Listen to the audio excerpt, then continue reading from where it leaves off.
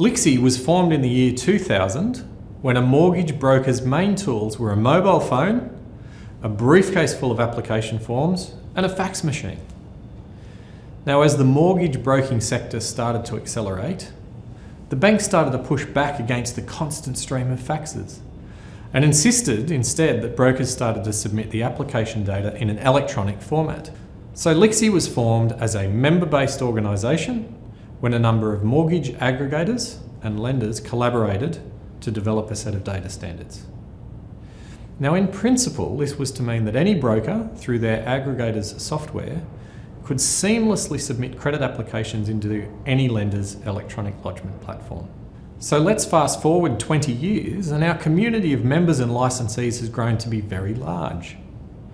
In fact, today, the vast majority of mortgages that settle in Australia have had at least some of the data involved in that mortgage application transmitted using our data standards. Now, in the haste to adopt the first LIXI standards, not a lot of effort was put into ensuring that everybody that implemented could easily upgrade from one version to the next. And as a result, the industry has become locked into their implementation and have not upgraded regularly. Many different versions make for an overly complicated ecosystem. Let's have a look at how it complicates things. And this is why LIXI, and in particular LIXI 2, is important for you. Look at a mortgage origination process at a high level. Now, our origins are in describing the data that's captured by the broker in their CRM and electronically delivered into a lodgement platform. This isn't just one-way traffic, there's some traffic in either direction. Now, once the specific data requirements of the chosen lender are met, the application data is passed into the lender's electronic gateway and onto the loan origination system. You'll notice that we've focused on third-party or broker lending until now. Well, it turns out that if you've got a data model that covers broker lending, you've also covered proprietary or in-branch lending as well. It, though, tends to interact directly with the loan origination system. Now, from this point, a valuation might be ordered from a valuer via a platform, and the valuation report returned.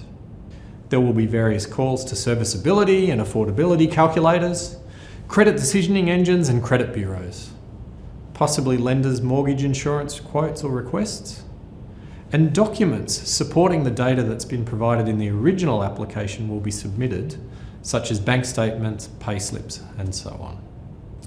After approval, there will be calls to a document engine to generate loan document packs. You'll instruct panel solicitors, and at some point, instructions to core banking systems or loan servicing platforms will also be sent.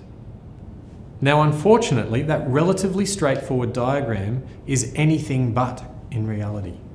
The data that's captured by the broker and provided to the lodgement platform provider is typically not in the right format for the lender's gateway. So work is done to massage and transform the data to get it just right. Oh, and that's not exactly how it needs to be provided to the origination system. And data from proprietary lending is also somewhat different. Of course, valuation platforms have their own data formats and requirements, as do the valuers. I'm sure you can see a theme developing here. Yes, the data that's required throughout the ecosystem for serviceability, credit decisioning, LMI, doc packs, supporting docs, solicitors, and core banking all require substantial transformation, translation, and massaging in order for the lender to participate in the electronic data ecosystem.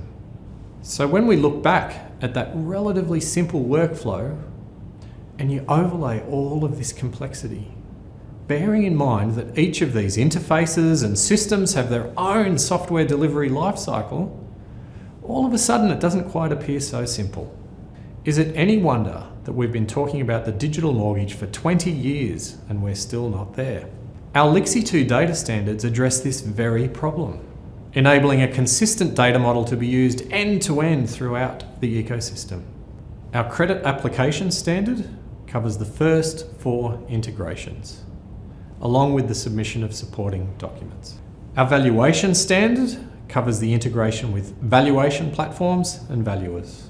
We have standards for serviceability, credit decisioning, lenders' mortgage insurance, documents and settlements, and finally, our account opening standard covers interactions with core banking systems or external services.